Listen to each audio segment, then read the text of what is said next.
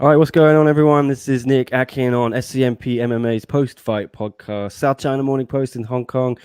We've got, as always, Leaping Leon Jennings is here. Today, we got a very fun guest, Mr. Michael Schiavello, the voice of One Championship. Thank you for joining us, Mike. How's everything going? Nico, Leon, it's great to be here. Everything's going well. It's been a big month and more action coming here in Singapore. I know you know this reprobate on the right, Leon, from all the shows in one. Leon, yeah, good to get you guys back in the same room. Not the same room, but on a podcast. I know you guys probably miss each other, don't you? Next best thing. Yeah, I see Leon around here and there. He's been around forever. He's been around longer than I have. Yeah. It's been a while now, though. I mean, can't believe it's been over a year. It has, mate. Yeah, has. Good to see you again. And you, mate. What's it like just being back at the shows, though, Mike? We can't go, but you've been able to go to some of these shows. You're in Singapore now. You were there for one on TNT 1, and obviously they had the fights before those, or after those, they recorded them for one on TNT 2 and 3, but you've got one on TNT 4 coming. Just all go, isn't it? It's been good, being back at the Singapore Indoor Stadium and doing the shows. Obviously, it's a little of a different experience with all the COVID bubble that are in place because, number one concern of ours is the safety of all the officials and the fighters and the crew, etc. There's a lot of people involved in making these shows happen, as Leon would well know, having attended so many one shows over the years. And now there are separate bubbles in place for circle side and upstairs where we're commentating and backstage and doctors and fighters, etc. So it's a little bit more getting used to, and not having the atmosphere of a live crowd there takes some getting used to as well, especially as a commentator, not being able to feed off that atmosphere, off the energy of a live crowd, because usually we'd have 12,000 screaming people inside the Singapore stadium, and now it's you could hear a pin drop. But it's always fun being there live and, just being back on the greatest show on earth. Yeah, and it's been a dramatic start, to say the least, hasn't it? We had a lot of drama on that first show.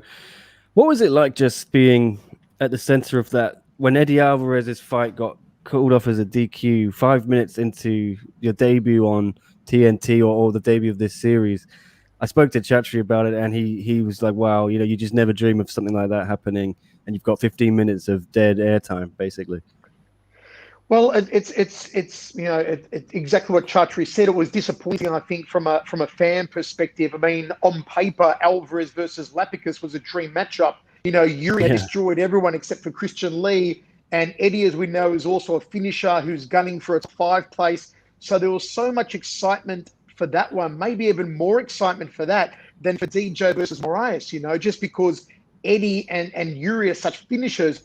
So to have it end like that, to have it by a DQ at the start of the TNT broadcast and have that long gap between action was disappointing.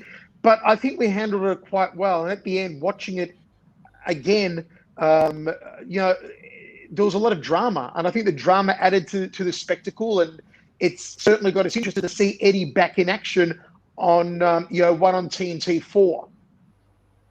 Yeah, I know when we were watching it, Leon and I couldn't quite believe what happened, could we, Leon? You never think something like that's going to happen in such a... Of course, it can happen in MMA, but what a way to start off one on TNT, huh? Crazy, wasn't it? I mean, on one hand, it couldn't have started any worse, but then saying that, I've never seen so many of the Western MMA websites covering one championship. Obviously, you don't want that sort of publicity, but to a certain extent, any publicity is good publicity. And as we saw the second week, obviously the numbers were significantly higher. And then obviously you went on DJ losing as well. So it was a crazy, crazy first card on TNT. Yeah, and I know Leon was also very adamant that Rod Tank should have gone in between Eddie and DJ's fights. What do you think, Mike, about the kind of reordering of fights? And did one get it better the second time around? Do you have an opinion on how they should pace these shows? I know Chatri thinks they made some production errors first time around, he told me. Well, it's geared for the live TV audience on TNT. So the fact that the show kicks off on TNT at 10 p.m. Eastern means that if you're putting DJ versus Moraes as the final fight that could go 5 rounds in a championship match, you're looking at asking people to stay up very late to be able to watch I guess what, so many people are tuning into that championship fight, staying up until 11:30, maybe midnight on a weeknight, which is a difficult task. So I can understand putting Rodtang versus Daniel Williams as the final fight. It was never the main event, though. Usually in fight shows, the main event's the last fight, but for us, the main event, and we always said it was DJ versus Moraes. So to have that where it was in the card as the middle of those three fights was to, cater towards that TV audience, not wanting to, having to ask people to stay up really late at a weeknight to catch the fight that most of them had were betting on. Most of them were wanting to watch, see if, DJ could capture the one championship crown.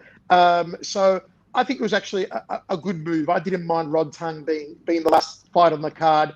I mean, for Asian times, it was fine to have him there because it was morning our time in Asia and this side of the world. But for US, he didn't want them staying up too late to catch DJ versus Moraes.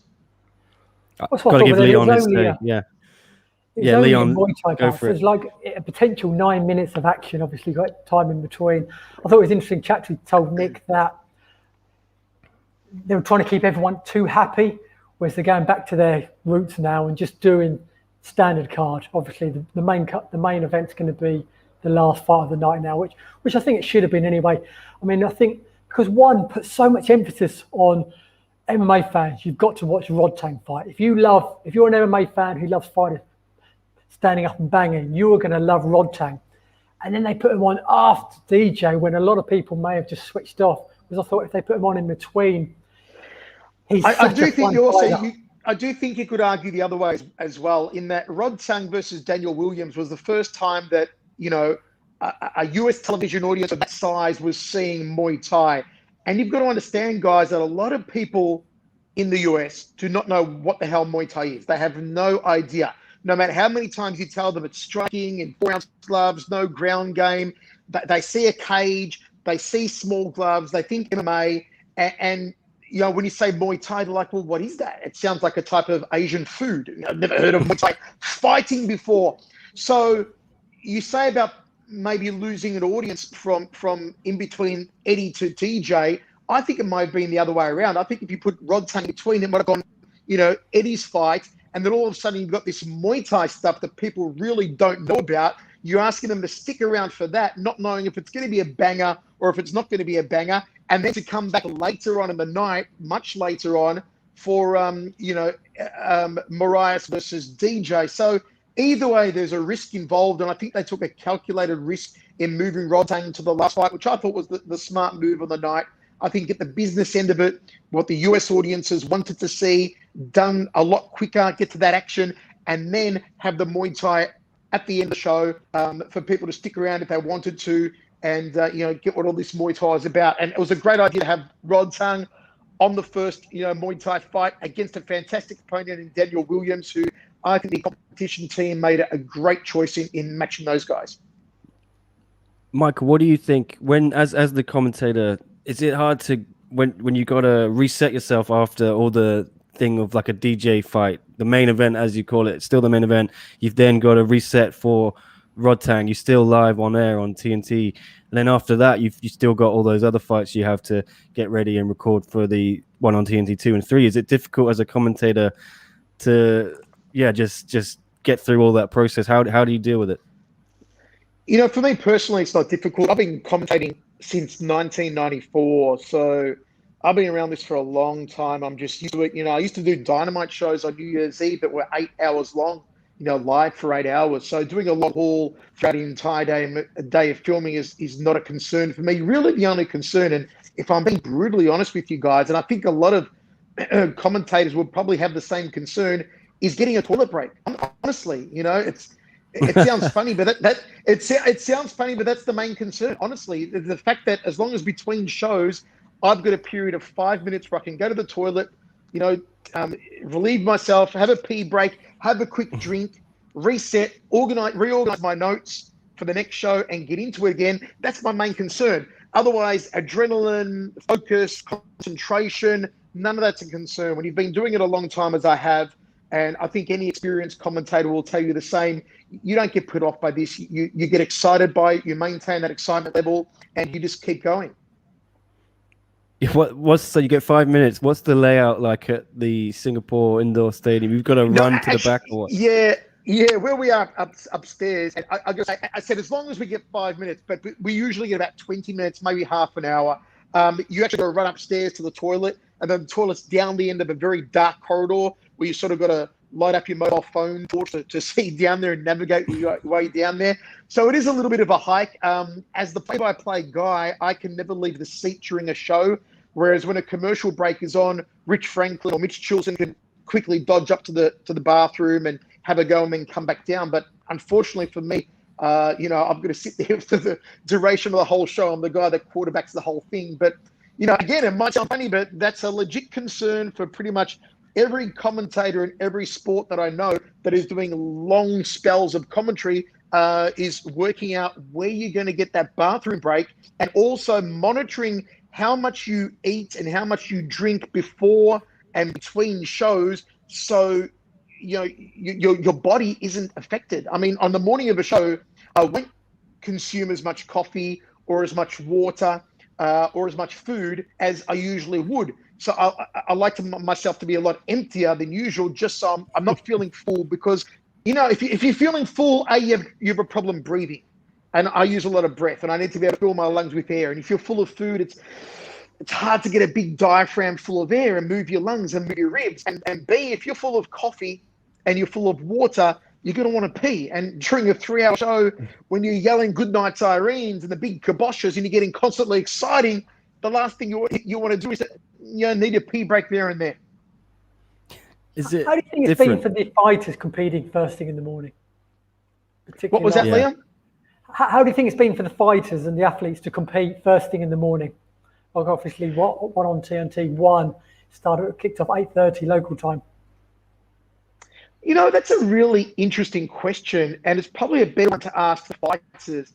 I know a lot of the guys have actually changed their schedule, so they're knowing that Singapore time they're going to fight, let's say 9 a.m. or 10 a.m. So they're up at like 3 a.m. in the morning, so they've got that usual schedule of hours before they actually need to step into the circle. So it's a routine that their bodies and their minds, their muscles are used to.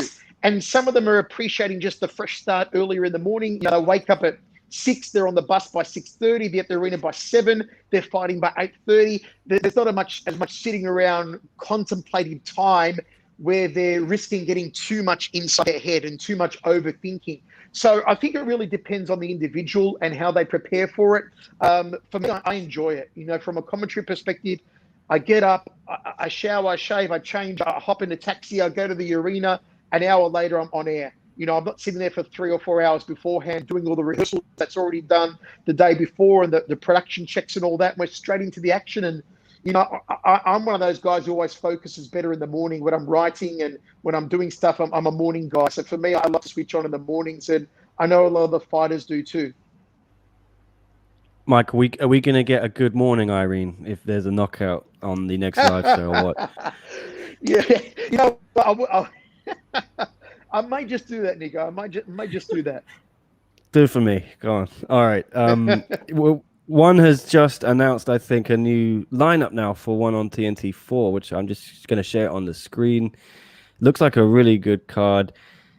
Let me get it here. So I'm not getting anyone in trouble. This is official. One Championship has announced it. And I think the big thing we knew now is that Eddie is going to be on that card. He's going to fight either Marat or Okra Yoon, which is on one on TNT 3. So I know you know the results, Michael. We're not gonna find out. But what's it like knowing that Eddie's going to come back? And if he gets one or the other, what can we expect from Marat and Okra Yoon against Eddie Alvarez? This is, again, no favors here for Eddie Alvarez. Should he fight Marat Gafarov? Should he fight Okra Yoon? Olk comes to one championship with a very big reputation. A lot of people are looking forward to seeing what he does. The thing about Okra Yoon, if you've seen him before, he's very long. He's very rangy. He's hard to put hands on. So if it's him that fights Eddie Alvarez, Eddie likes to get on the inside, put hands on you, take you down. That's going to be difficult because Okra Yoon is so long. He's got a beautiful jab, a beautiful crossing. You've got to find a way to get inside those long, straight punches and the kicks of Okra Yoon. Now, if it's Eddie against Gafarov, I mean, you're talking about one of the scariest grapplers in all of one championship. You're talking about a former featherweight world champion who went on this incredible tear years ago, where I think it was 6 or 7 fights in a row where he rear naked choked opponent after opponent after opponent, and it was scary. And just to give you an indication how scary Gafarov is, they call him the Cobra. For a few reasons, but one of the main reasons is because when he sinks the rear naked choke on his opponents, he makes a hissing sound like a snake. It's scary. So whoever it's scary. It's like, he sinks the chokes in. So whoever Eddie's going to fight next week on TNT 4, whether it's Gafarov, a former featherweight champion who is an awesome grappler, or whether it's Aung with his long, lengthy striking, it's going to be tough for Eddie. Should Aung beat Gafarov this week, it will probably put him, number 5 in the lightweight division. Gafarov is already number 5. Should Gafarov win, it may propel him up the lightweight division some. And then should Eddie beat either of them, whoever he's going to face, surely Eddie cracks in the top 5, and then surely a showdown with Christian Lee is lingering, considering that Christian Lee has pretty much cleaned out the entire division and done so without raising a sweat. Yeah, Leon, what do you think of this card they've just announced? And then I'll get to some questions from the chat as well. But yeah, Leon. Card. I mean, I posted it first thing this morning, and there's been lots of positive comments already saying what a stacked card it is. A lot of people saying it's the card they're looking forward to most on the whole TNT series. But quickly going back to Marek Gavrov, it shows well how strong Yuri Lapicus is. The fact that he rear naked choked Marek Gavrov out, who's at his own move. I think in Marek's lightweight debut. So that's a fun one. Yes, it's a fun, stacked card from top to bottom. Obviously, we lost Sage Northcutt, still his sister on the card. Jackie Bunton's on there now, coming off her unbelievable debut against Wonder Girl. Yeah, from top to bottom, it's a fun card. I bet you can't. I mean, to kick off this card, guys, also, kick off this card with Rug. I mean, man, if people have never seen Umar Kane before, I mean, you're in for an absolute treat. The guy's a beast. He's undefeated. He's just wrecking opponents.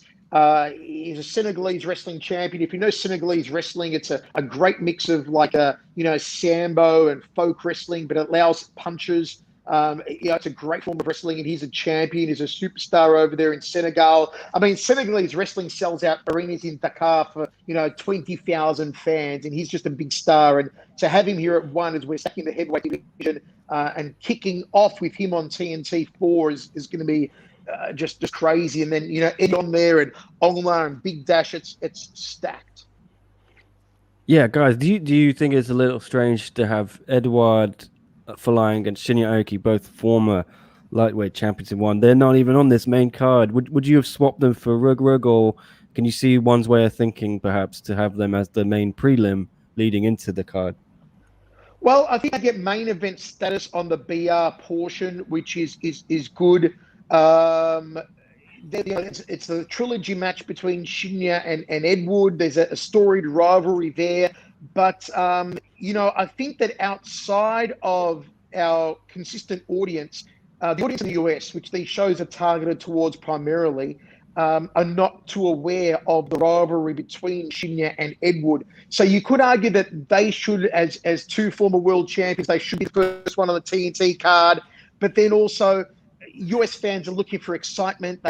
US fans have always loved the heavyweights, the big hitting heavyweights, and no one brings the bigger hits more than Umar Kane Rug. So I think it's just going for excitement, knowing there's going to be a guaranteed finish. It's not going to go the distance with Umar Kane. So I think it's a good way to kick off TNT. I mean, it's going to be fireworks. It probably won't get out of 1, maybe 2.5 rounds.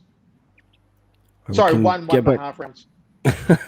We'll go back to the chat. There are some questions for you, Michael, in the live chat. Just wanted to throw you away. Danielle, what's up, Danielle? Asking your favorite 3 female fighters, if you could give us those. I don't know if you mean from 1, Danielle, or just the whole spectrum, but favorite 3 female fighters. Very tough question. Angela Lee, obviously, and congratulations, Angela, just a couple of days ago, giving birth to Ava Marie, her and Bruno Pucci.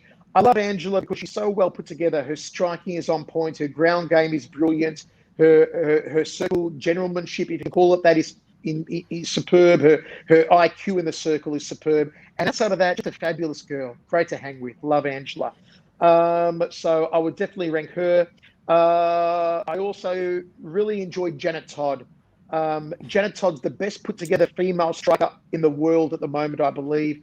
Everything she does is so smart. And maybe because she has that background as an aeronautical engineer, she's smart, just a smart girl. And she puts it together and she knocks people out. And she does so with exquisite technique and volume and work rate.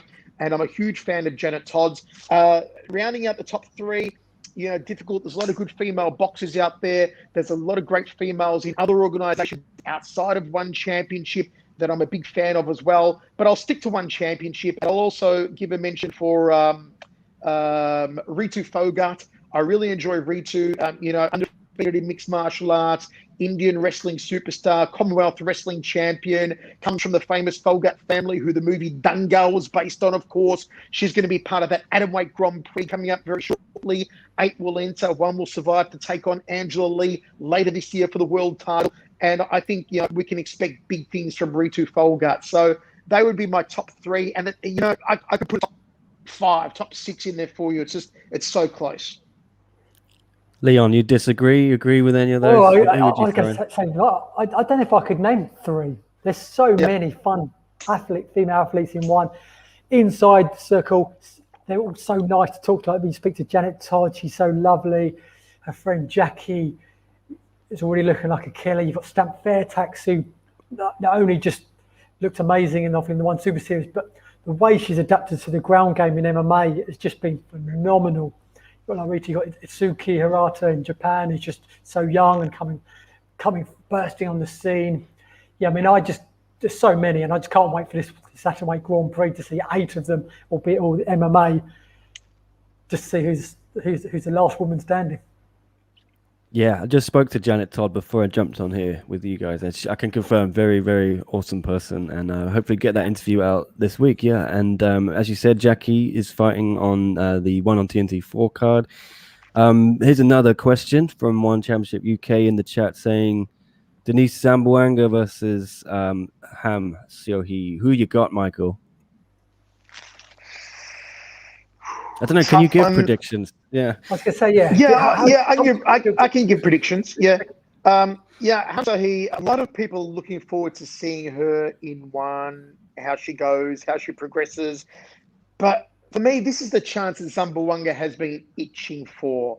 Zamboanga wanted an interim title around her waist. She wanted Angela stripped of the title when Angela fell pregnant, and she thought she deserved to fight for the title.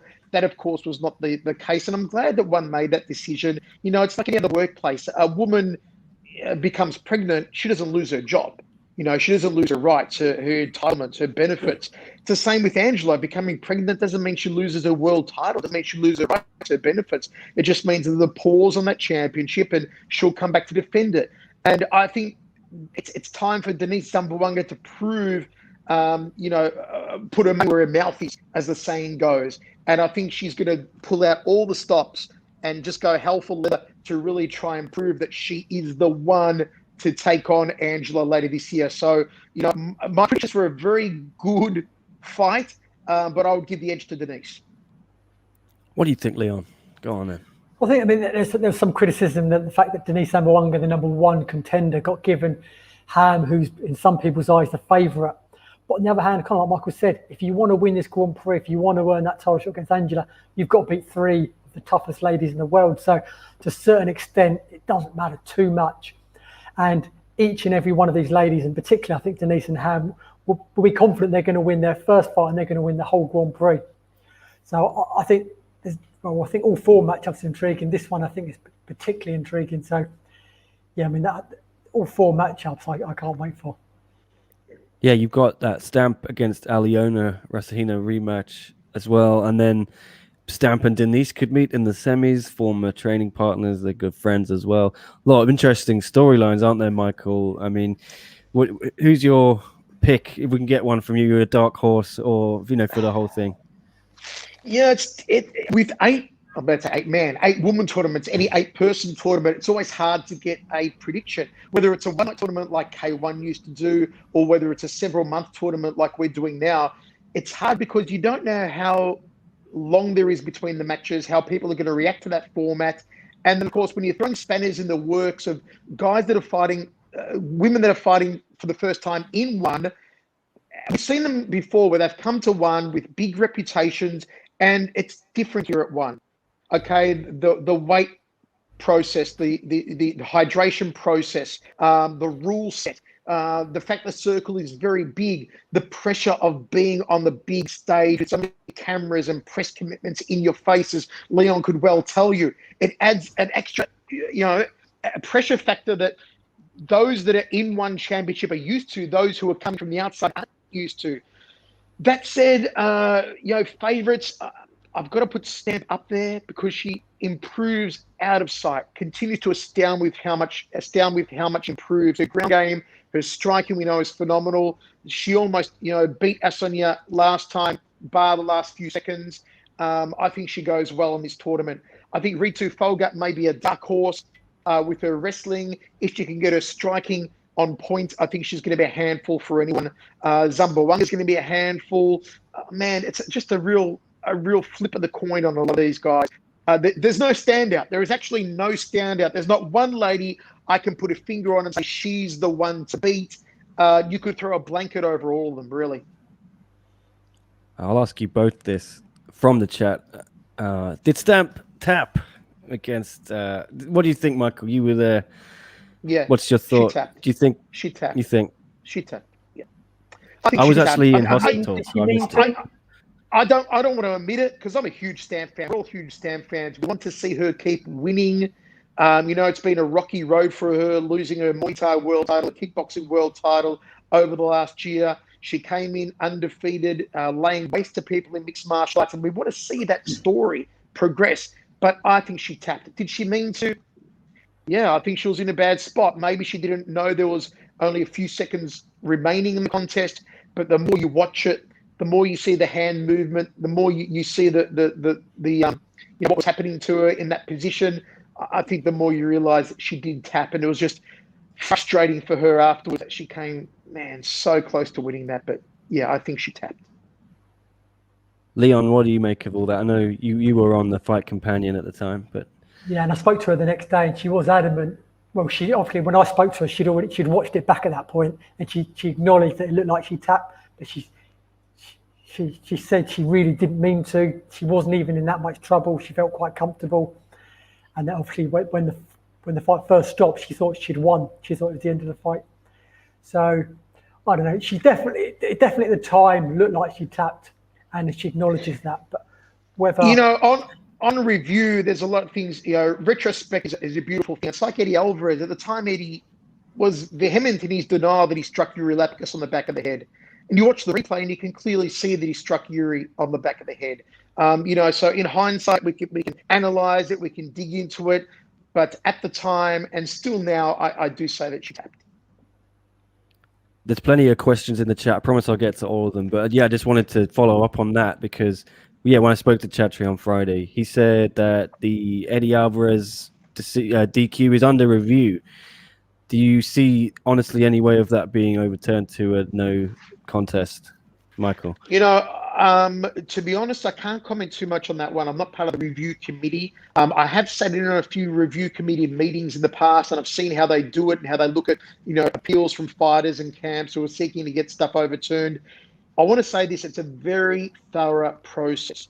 And you have a lot of fantastic martial arts minds who sit in those meetings, who study the video over and over and over again, who all lend their input into the final decision that's made. It is certainly just not a decision made on a whim in his office by Chatri Sichitong, which a lot of people think. They think, Chatri wakes up one day, sees the fight again and goes, okay, that's not a DQ. Oh, yeah, we should overturn that decision. It's not that at all. A lot of people from around the world are called into these meetings, both in person and virtually online, to lend their expert opinions. I'm not a part of this meeting, though. I'm not a part of the review committee, and I'll just, go with whatever decision they make. Leon, you think they might overturn it? Is there any grounds to?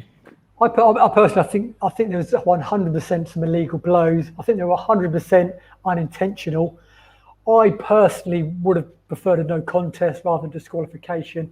Whether it's overturned, again, we'll have to wait and see. We'll leave that up to the experts. But Mike, I wanted to ask you, what's your thoughts on the red, yellow, and the red card system? Obviously, in that situation, an athlete kind of knows if he can't continue, there's a good chance his opponent will get a red card. So there's a less incentive to carry on. Not that I'm saying Yuri Lapicus was putting on or anything like that, but in certain circumstances, it could help the fight go that way. I'm kind of used to the red and yellow card system. You know, we had it back in the K1 days, and we had it back in the Dream and Dynamite days. So for me, I'm used to it, and I kind of like it also because it's a deterrent for fighters to do the wrong thing. You get the warning, and with the warning, you get a purse deduction, and with the DQ, of course, you get the loss, the DQ, but you also get the big purse deduction as well, a large percentage of your purse. So I think it's a deterrent for guys. To keep it on the straight and narrow and not deviate from that. I can see why a lot of people don't like it, especially new audiences to the one product, because they're just not used to seeing it. It's something you don't see in the UFC, but I do like it as a deterrent. And for me, I have no qualms with it. It's a very hard job being a referee. And I think our referees, Justin Brown, Olivia Cost, and Mohammed Sulaiman, do fantastic jobs. And don't forget, guys, that, again, we have the beauty of sitting there in our TV, watching from various camera angles, where the beauty of being able to rewind, of watching it on YouTube, watching it on replay in retrospect and going, oh, that wasn't illegal. The referee shouldn't have stopped that. But these guys are split second, reacting split second. Okay, boom, something happens, bang, they make a decision there and then. I mean, how many of us in what we do in our lives can react that quickly, that accurately? And there's an old saying that was told to me many years ago: you can't make all the people happy all the time. And I think when it comes to refereeing, that's very important. No refereeing decision, no decision on anything in life will ever make all the people happy all the time. You can only try and do your very best under the circumstances. And I believe referee Justin Brown did that. And I believe that he's received criticism for it, but he's also received a lot of positivity for it as well. And I think our refs all do a tremendous job. I did say that the other day, actually. I mean, it's one of the toughest jobs in the world, and also you can't win. If you stop a fight half a second too early, you've ruined the fight. If you stop it half a second too late, you're jeopardising the fighter's health. It's such a difficult job. And the thing is also, Leon, you don't have the benefit of VAR like you do in soccer these days, where they can stop and go to call the video, and the referees can stand there and watch the video in the arena and go, okay, that wasn't offside. Okay, that did cross the goal line. Okay, that was a double-footed tackle. We don't have that in the fight game. There's no VAR. And you wonder if one day they're going to bring that in. You wonder if one day fighters will be able to have one call each during a bout where they go, hold on, here's my call. I want to go to the video on that. And maybe a video, assistant referee, a VAR comes in. I'm not saying it should happen. You wonder if that's the direction it's going, because it seems that sport is going that way. When you have things like, as I said, in soccer, you have things in tennis where you have, what is it? The old, it used to be called Hawkeye, where they can tell if the ball is out or if it's in. Is it going to go that way in fighting? Are the corners or the fighters going to be able to call and say, well, I want my one VAR on that decision? It's really interesting. In tennis, they in the Australian Open, they didn't even use line judges. They called all of the lines with the Hawkeye. Yep. Crazy. That's right. Yep. Yeah. Someone pointed out in the chat, should the ref have stopped the Asker and Paul fight? I think so. I think Ben looked like he was wobbly, didn't he? I don't think you have any. Yeah, it was. It was a big shot that he got hit with. He went down, he got up, and it looks like he's okay at the moment. The referee's looking at him, counting him, looking at him, and you see him, Ben, sort of move off to his right a little bit and go to move forward, because the angle is from Ben from behind that I saw, and then he wobbles. As the referee looks at him, he wobbles, he stumbles. That's a clear case that he's not all there. The marbles are shaken. He was only get very badly hurt from the next punch that was coming in, and it was a good decision to stop it. Unfortunate, but a good decision to stop it. See, I agree. Some more questions in the chat I'll get to here. Who is the best kept secret in one championship that you feel more people should know about, Mike? Yeah, I think that's an easy one to say. And I hate to call him a secret, because he's not. He's a world champion, but it's Christian Lee. let's think about it. A lot of people outside of Asia didn't know who Christian Lee was until last week on TNT. We've been saying all along, we will no longer underestimate Christian Lee. And I'm the first to admit I used to underestimate him all the time. You look at Christian Lee, he started fighting at when we were 17. He's a world champion at 21. He's 22 now. He looks like a young, skinny, long-armed kid, baby-faced, that if you saw him in the street, you could push him around and take his lunch and run off and he'd do nothing about it but cry. But he's just this phenomenal world champion who has absolutely handled one of the most heated and scariest divisions. The way he handled Dagi in Tokyo on short notice to win the Grand Prix, the way he destroyed Aoki to win the world title, the way he destroyed Lapicus, the first man to do it and beat him inside of 2 minutes. I mean, destroyed Lapicus, who had run through everybody. And now the way he destroyed Nastukin. Nastukin's a scary guy. Nastukin obliterated Eddie Alvarez, and Christian beats him that easily. I mean, Christian has flown under the radar of the mainstream mixed martial arts fans, the mainstream mixed martial arts media, and he deserves to be recognized. Here's a guy that says he's the best lightweight on the planet. I do not doubt it. I would actually like to see what he could do against someone like Khabib. If Khabib was to come back, to see Christian Lee versus Khabib, to me, would be tremendously interesting, because somehow, I don't know how, Christian Lee and his father, Ken Lee, always work opponents out. And they do so without getting a scratch, a bruise, or a drop of perspiration. So to answer that question, it's got to be Christian Lee. Leon, who do you think? Well, back go to Christian Lee quickly, folks. To think he's only 22 years old is just crazy. Like Michael said, his record, I think we've all stopped underestimating now. For me, it was the big fight, and I thought, wow. But I mean, it makes me laugh as well. I mean, I've posted before an interview of him saying he's the best low end in the world, and it's met with such, what are you talking about?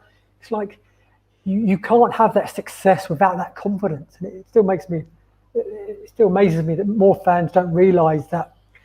I mean, and particularly Christian is so confident.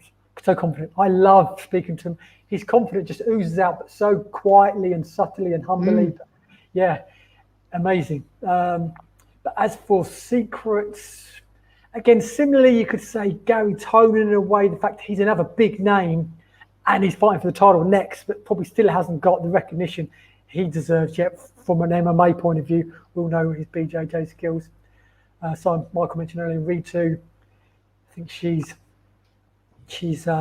outside of India. She potentially could really blow up her game. She's impressed me so much in all her fights. She's reminded me a little bit of a female Khabib, the way she just takes everyone down, ground and pounds everyone she's faced so far. I'm sure there's others. I'll have to have a little think about it. Okay, how about? Oh my God, yeah, I agree with you, Gary Tonin. I think Christian Lee. I agree with both of you. I haven't got any original opinions. He's a champion, but again, and he's looked phenomenal. Again, we're talking about names that are very familiar to us, but not that familiar maybe outside of Asia that should be, like Christian Lee. And then there's those that maybe still a little bit of a secret even in Asia. I'm going to try and think of one.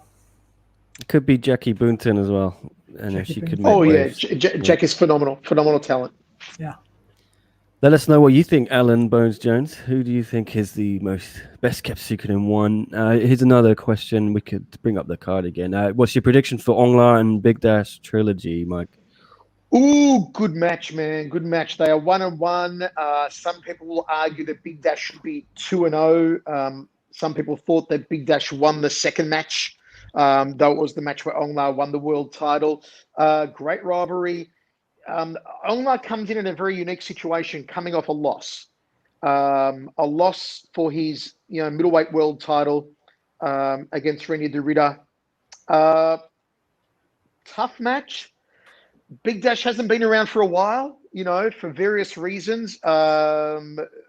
Injury has sidelined him for a long time. Will be the ring rust on Vitaly Bigdash. I just can't go past Ongla, man. I never can. If he hits that steel pipe of a right hand. Bigdash is going down.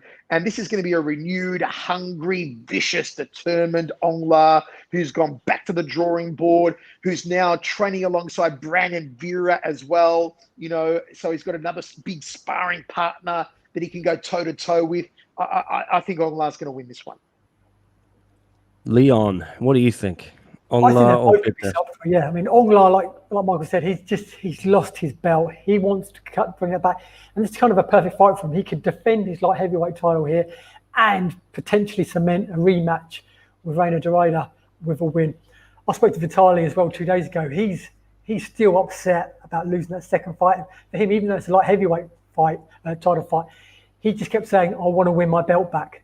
Even though it's not the same belt. In his head, it's just avenging his loss, which he doesn't think is a loss. So I'm edging Aung La, but again, I think we're going to see two guys that are so hungry and so motivated. I just think it's going to be the icing on the cake of a fun stacked card. I also want to say, going back to the previous question about guys flying under the radar, and again, it's the same as with Christian Lee. I mean, everyone in Asia knows who Aung La Sung is. He's arguably the biggest superstar in all of one championship. For one fact, he's got an entire nation behind him. He really does. Myanmar is a country of 55 million, and you better believe that everyone knows who Aung La is. He's their number one. He's their first ever world champion of anything.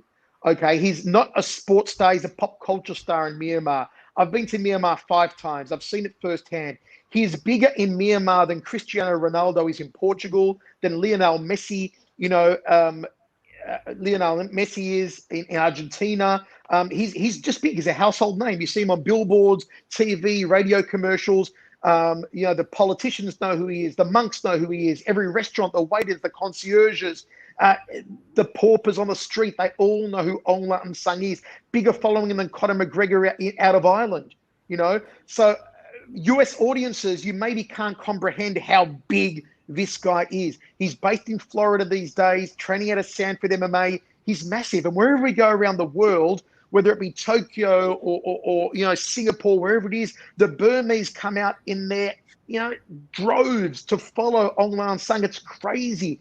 He's flown under the radar in the West, and it's time for him to shine. It's time for people to know just how crazy big this guy is. We know he's in Tokyo. Yeah. He got the loudest cheer out of anyone the whole century, the 2 cards. He got the biggest reaction from the crowd. But that's another point to wonder of, actually.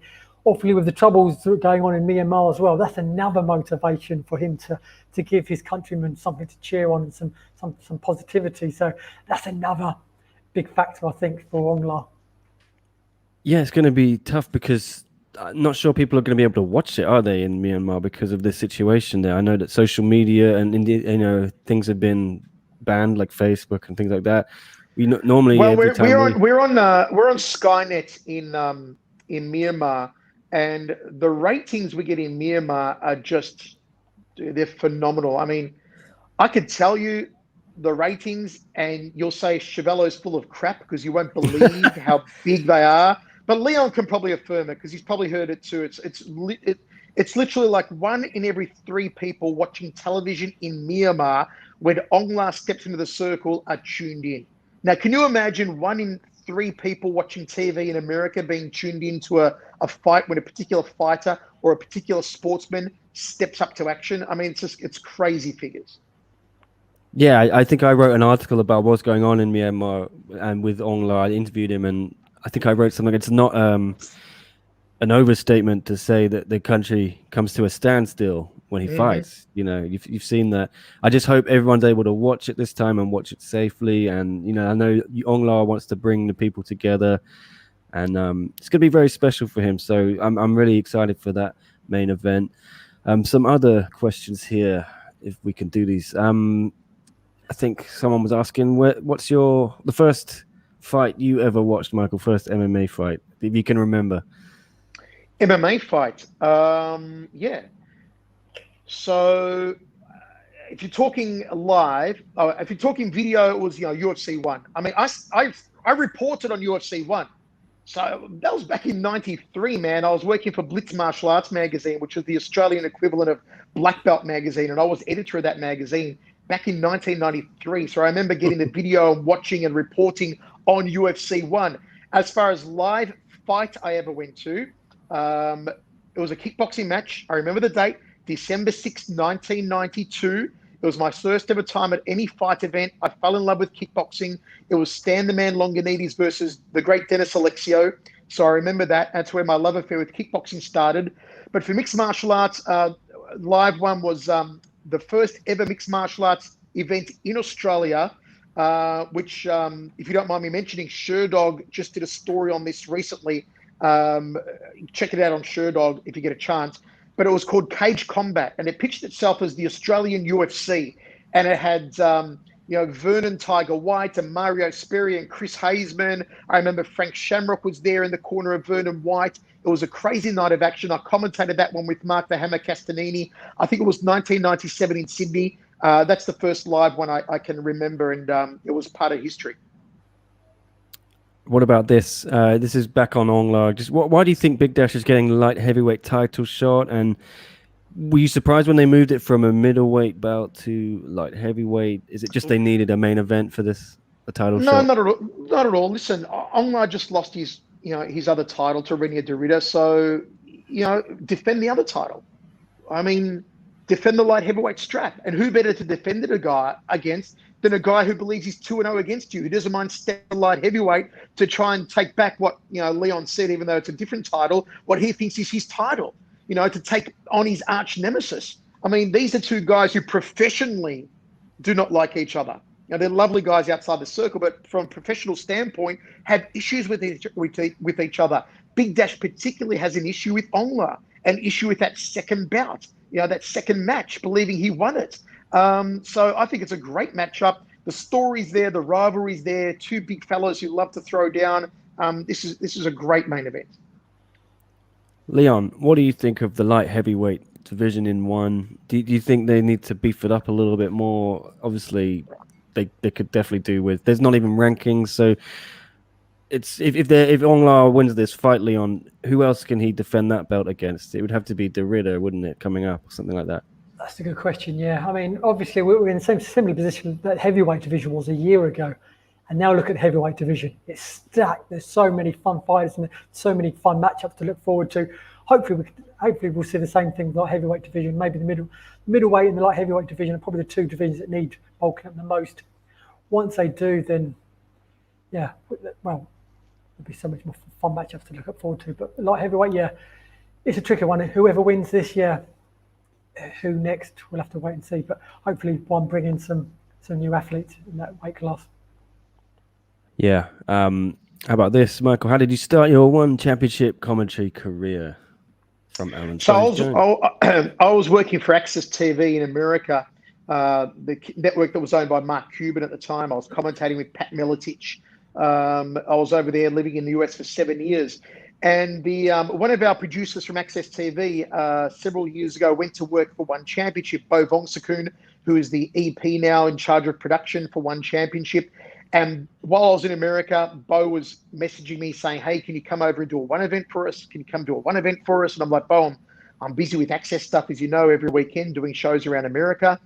And my contract was coming to an end with Access TV in 2017, and my wife was pregnant with our second child. We were living in the US, as I said, in Las Vegas.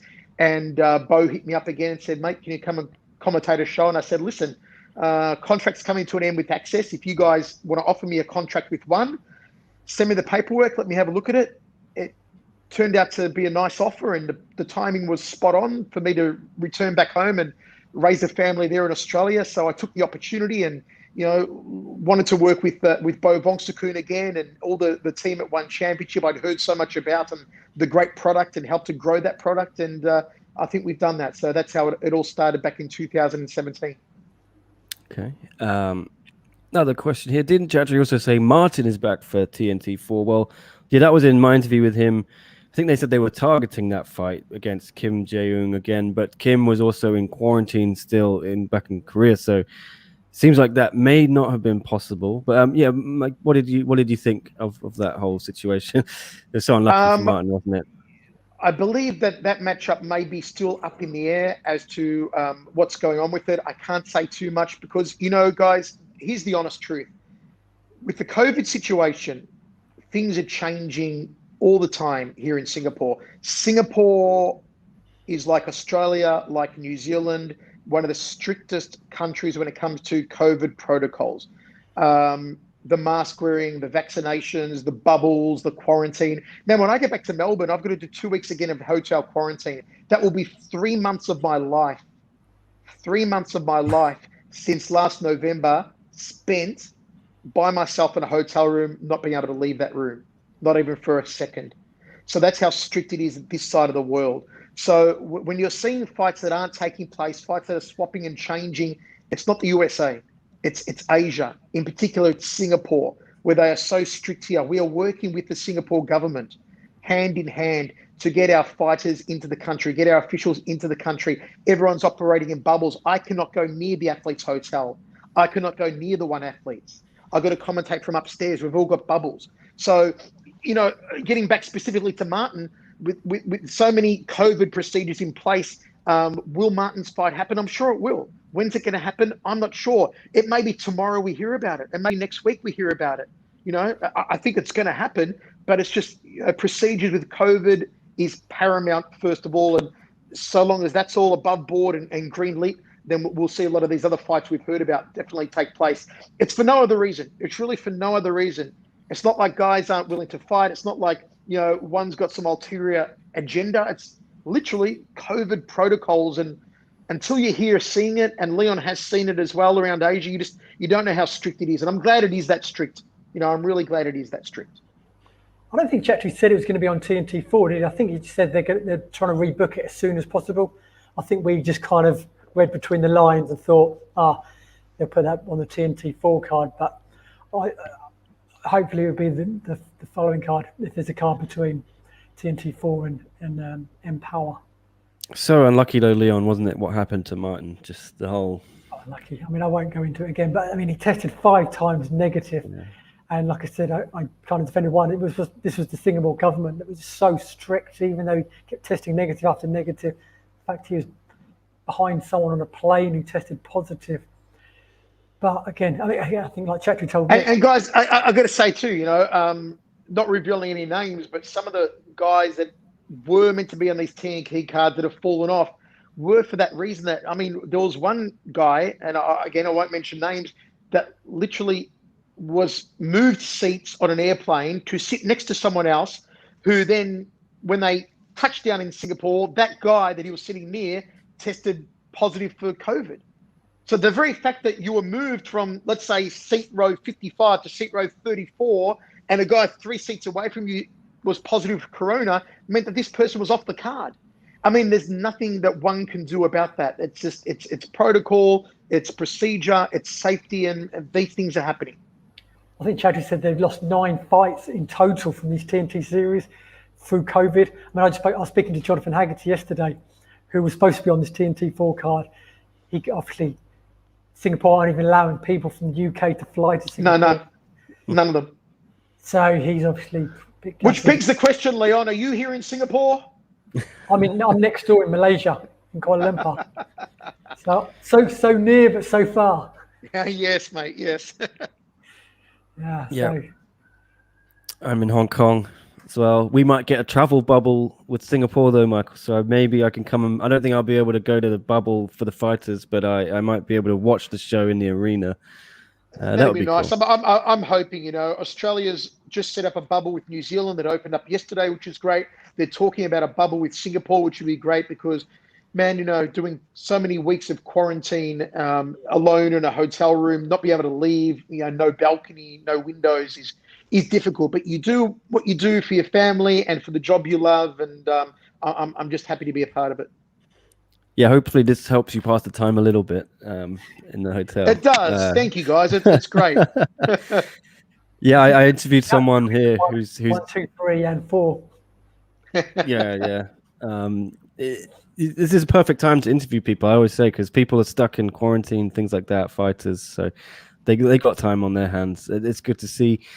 Just another question for Michael. What do you think is next for DJ after the Adriano Moraes loss? Couple of things. Maybe a rematch with Adriano would be interesting to see again. But I'd like to see him take on a contender in the top 5. I mean, he's beaten King Ad, he's beaten Wakamatsu. You know who I'd really like to see him take on is Reece McLaren, just because we haven't seen it yet. And Reece is so exciting that I think he gives a lot of problems to DJ. I definitely think there's going to be another world title tilt for DJ somewhere along the line. But there's issues that DJ needs to address. And I think he'll come back stronger. That division is wide open. Karat Akhmatov's another one I'd like to see DJ against as well. So maybe another contender match and then another world title tilt. Leon, Karat Akhmatov, they'd be perfect opponents. I mean, I'm wondering if one rebook Karat Akhmatov versus Danny Kingad. They were supposed to fight last year, but got cancelled because of COVID. Then, obviously, with Reece as well fighting Yuya on TNT 3, you've got 2 winners there. Maybe one win, the more impressive winner, challenges Marias, and maybe the other winner takes on DJ. Well, obviously, DJ mentioned about kickboxing. How would you see? Yeah, man, it's a whole different sport, man. DJ's a fantastic striker in mixed martial arts. You move to kickboxing, and especially one super series kickboxing, man, there's killers. There's killers in one super series kickboxing and Muay Thai. It's the distance that's different. It's the range that's different. It's the generalmanship that's different. It's the impact of the blows that is different. I know that some of the strikers have come out, the kickboxers, and said, I'll be the one to introduce you. Enahachi came out. Josh Tonner came out, said they'd like to welcome DJ if he wants to try his hand at one super series kickboxing. Look, I'd rather see DJ just stick to mixed martial arts, to be honest with you, because I think he could get hurt in one super series kickboxing or Muay Thai. All right, we'll see what's next for DJ. Here was another one. So apparently Oscar De La Hoya wants to beat up Eddie, says Anders D. Yes, Eddie. When I spoke to Chatri said Eddie had told him that in Singapore, that the discussions are advanced for that. I don't know. Do you want to see this, guys? I mean, after Oscar's commentary the night, I don't know if it's really a good idea. I didn't really enjoy what I heard out of that, and it's a difficult situation, isn't it? Look, I heard the commentary from Oscar. I don't know what he was on. Yeah. It was cringeworthy to listen to, and I love Oscar De La Hoya as a boxer. I've always been a huge fan of De La Hoya. He was a magnificent boxer. Hey, to see him for a comeback match, it will be entertaining, like it was with Mike Tyson and Roy Jones Jr. The fact that Oscar's saying he wants to take on the best in the world at, 54 years old, 56, 52, whatever he is, you want to take on the best? Really? That surprises me. You want to do an exhibition style bout around someone more your age? That'd be great. Against another legend would be great to see him back in action. To see him against Eddie Alvarez, nice payday for Eddie if it happens. Payday for De La Hoya if it happens. But doesn't interest me that much, to be honest. I'd rather see De La Hoya box a boxing legend like Tyson did with Roy Jones. I'm personally not too keen on seeing people that age boxing with the. It's not like a tennis exhibition when you're in your 60s, you're punching someone in the head. But on the other hand, maybe Oscar's obviously struggled with addiction in the past. Maybe he needs a fight training camp to get himself in the straight and narrow, where he obviously doesn't touch anything and he just trains and just eats, drinks, train and sleep. And maybe that's the other thing is, guys, we're going through this era at the moment where just everybody's challenging everybody. Everybody's challenging anybody and everybody, from different sports to people who, were YouTube sensations like Jake Paul, who have transitioned to the sport of boxing. And now everyone wants to challenge Jake Paul, and, Cejudo's out there saying, I can beat you and beat your brother both in one night. And everyone's doing it for a payday because the pay is out there. There can be no other reason for doing it. Why would you want to challenge a guy who's 3-0 in boxing and hasn't really fought anyone? I'm not saying Ben Askren's a nobody. Ben's a huge star in mixed martial arts, but was a nobody in boxing. Why do guys like a Cejudo, who's a decorated world champion, Olympian, etc., medalist, want to challenge someone like a Jake Paul? It's just payday. And hold on a moment, guys. Sorry, I just had to step away because I needed to challenge Jake Paul as well. So I just had to get away for a moment. That's done now. We're entering that era. You know what I'm saying? This is going to happen for the next, how knows how many months or years, where everybody's going to try and capitalize on Triller and that sort of stuff to just get these one-off paydays. Yeah. All right. Here's another one from Chris Edwards Bailey, who's one of our co-hosts on all these shows. He's at work, so can't join us today. But he's asking, Michael, I guess you can remember when women's MMA was not really a thing. How historical is in power, not just for one championship, but for MMA in general? And I have to say, by the way, that I think it was Chris who maybe planted the seed for this whole show, because he told me to ask Chatri if we could possibly have an all-female card for the Atomweight Grand Prix. And Chatri said, that's a good idea. And so if Chris played a part in that, thank you, Chris. But what are your thoughts on it, Michael? Well, yeah, Chris, if that was your doing, mate, planting the seed, kudos to you. Well done, because we're all very excited. I think we must give credit where it's due to Shannon Knapp, first of all, from Invicta. Shannon has been the greatest champion for women's mixed martial arts in the history of the sport so far.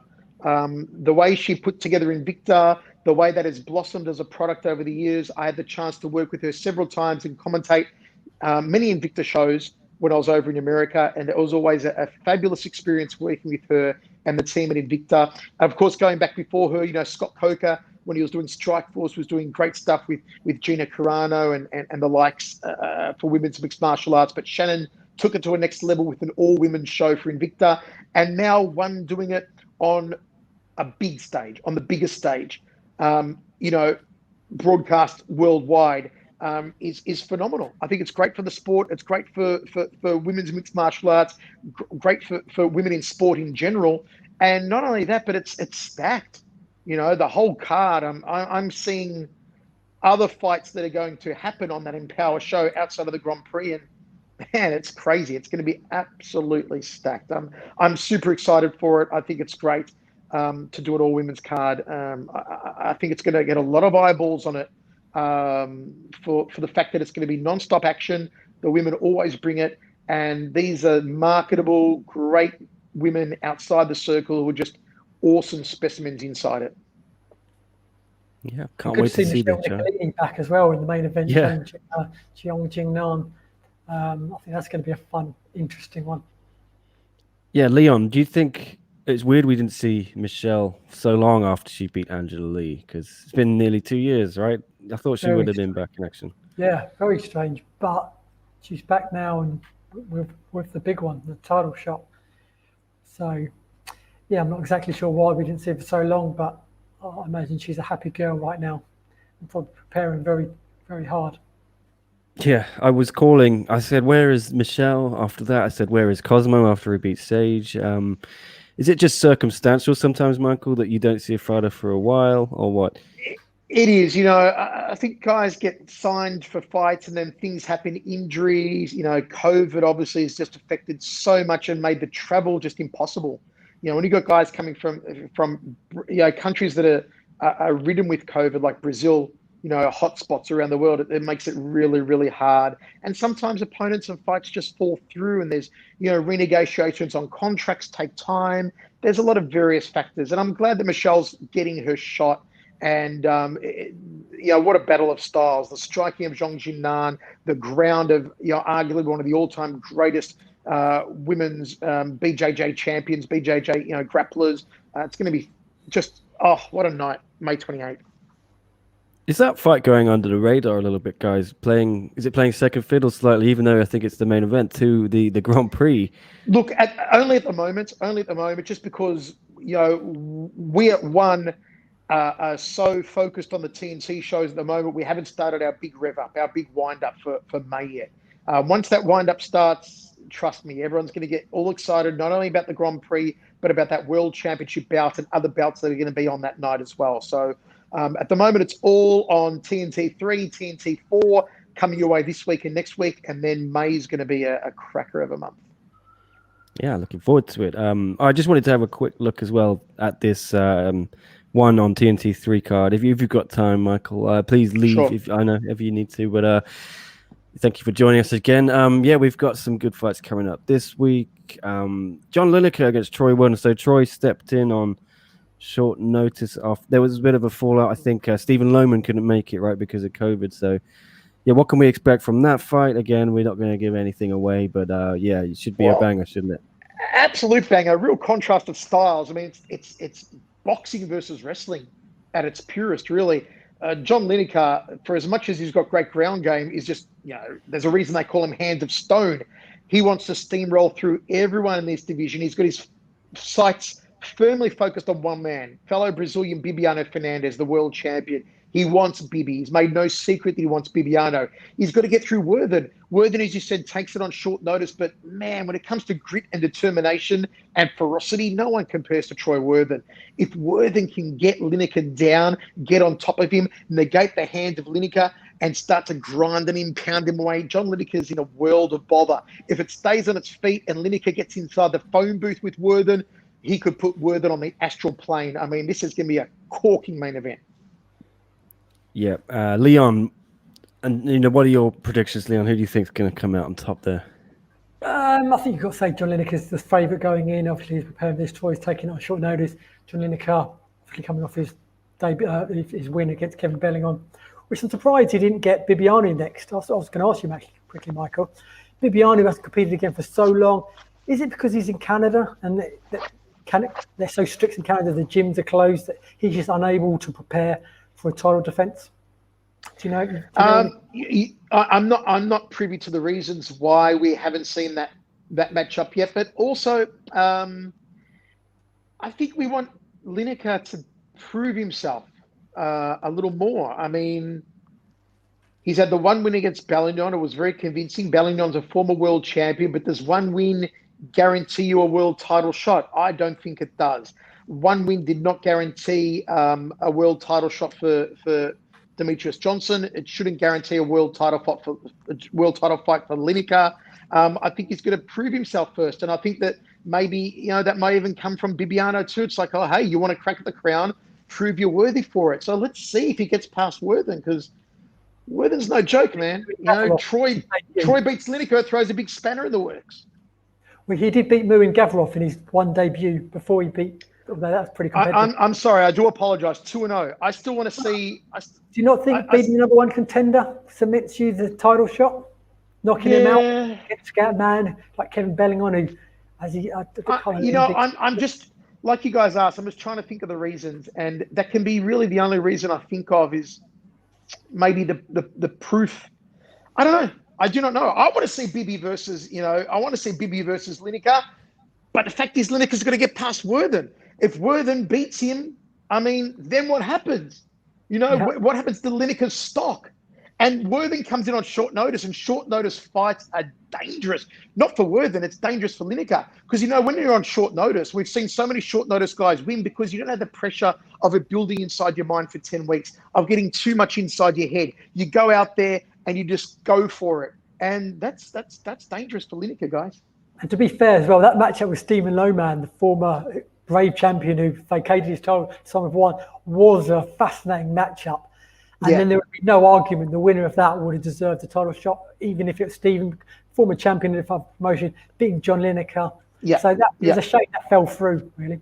Yeah, Manila, unfortunately, the Philippines, unfortunately, is in a very, very, very bad way with COVID. It's really sad what's happening over there. And, I hope we get to see a lot more of the Filipino guys coming on board. And, I'm just really looking forward to seeing what Lineker can do.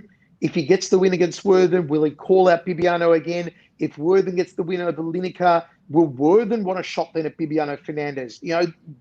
Does Worthen springboard himself up if he takes out, John Lineker in that bantamweight division? There's just so many variables here. Okay. Is this card set in stone? It does say that on the tweet here, but after the thing with Eddie, is there a chance that they potentially might move up Murat and Okreyun onto the main card, or could Niki against John Wayne Parr be moving up? This is how the card will look. Okay. Because some people in the chat here, they want to see Niki and John Wayne Parr on the main card. Do you think it deserves that, or what? Yeah, Battle of Legends, man. I mean, Muay Thai 10-time world champion Wayne Parr looking for career win number 100 in Muay Thai. He's got over 100 wins, of course. If you add his boxing record in there, which is like 14-3, I think it is. Wayne's unique in that I've been commentating Wayne since 1998, 99. Long time. Wayne's unique in that he's one of the only guys I can think of that's done Muay Thai, kickboxing, boxing, and mixed martial arts, all professionally. And that's a unique achievement in itself. Nicky Holtzken, Dutch kickboxing legend. So you got two legends here, 4-ounce gloves, inside the circle, Muay Thai, knees, elbows, all the good stuff. Does it deserve to be on the TNT card? Of course it does. I mean, Battle of Legends, but it's getting main event status on the BR portion of the card, which I think is great as well. Just tune into it, guys. It's going to be nuts. If you don't have access to BR Live, it'll be surely on the YouTube channel, on the One app as well. Catch those because you don't want to miss it. I mean, Holtzken Parr is just dream match, especially for a guy like me who's kickboxing and Muay Thai nut. Just from a fan's perspective, do you prefer the 2-fight TNT cards, when they're on there to that 3 from the first? Do you think it runs a little smoother, or is it just because it's not live that it's kind of condensed a little bit more? Yeah, it's a condensed version of 1 hour show. And I thought the 1 hour show last week was quite nice. The Jenna Todd fight, the Christian Lee fight back to back was a nice package altogether. Next week at TNT 4, we're going to see a bigger show. There's going to be 3 fights on the main card, I believe. So we're back to what it was for TNT 1. But it's a nice tight package. I think it's good content. These days, a lot of people don't like to, don't have the attention span to sit there for 3 or 4 hours. So to get it, bang, bang, couple of really cracking fights in there in a shorter package, I think is great. I think it's just because it's down to 5 fights again, the whole card, isn't it? Obviously, like we talked earlier, lost a few fights. And I guess the lead card needs to be 3 fights because that gap is an hour and a half. With the TNT card, doesn't, to a certain extent, what time that finishes. I suppose they've got to fill that. Question for you, Michael. I know you've been commentating on several cards in one day, but how fun have just the little 6-fight cards been? From us doing these fight companions Friday night, they whiz by. I mean, they've been easier. They've been easier. They're not as long events for us to get through. A lot less preparation for them. They do whiz past. I've enjoyed them. I've enjoyed them. The less. Less preparation, less fights to prepare for means we can put more focus on those 6 fights rather than having to spread the focus over 12 or 13 fights. So I've quite enjoyed them, and the action flows thick and fast, and we've seen some great finishes. So I really enjoy them. I'm enjoying the whole setup at the moment. I'm enjoying having a 3-man commentary booth with Rich Franklin joining us now. I love the back and forth between Rich and Mitch as well in the commentary position, and I sort of just sit back and let them go at it. It's really the product is growing and improving every time. Yeah, I was gonna. Sorry, Leon, go ahead. I was just quickly saying, the 6-fight cards are so fun. They are. Brilliant. I've enjoyed it. Yeah. I was going to ask you, Michael, about the new 3-man booth. You definitely seem to prefer that, right? This new. I like it. I'd commentated with Rich before when he came on as a 3rd man, mostly just scoring a couple of times. I think the last time was the Sissoko boxing match we did against Iran Diaz, but that was back in 2018. Then he came on as a permanent commentator now with us as a 3rd man, and bringing him into the broadcast a lot more. I think he adds just tremendous value. He's got a great voice. He's very easy to listen to, Rich. Very eloquent as well, probably from his background as a school teacher. You've got to be well-spoken and able to communicate. But also, UFC Hall of Famer, former UFC world champion, one of the nicest guys you'll ever meet, one of the most accomplished guys in the sport. And he brings that to the commentary. And, he'll bring a difference of opinion to what Mitch does. They'll approach it from different perspectives, not deliberately, not scripted. It's just on the fly. But, they'll argue with each other on air, and I love it. And I love to stir it up a little bit between them as well. And I think Rich offers stuff that Mitch can't, and Mitch offers stuff that Rich can't. And even though it's confusing as hell to say Mitch, Rich, Mitch 100 times a show, it adds a great perspective. And I really enjoy both guys. Mitch is that high energy, high voltage, going up through the roof, and Rich is a little less so, and it's a nice contrast.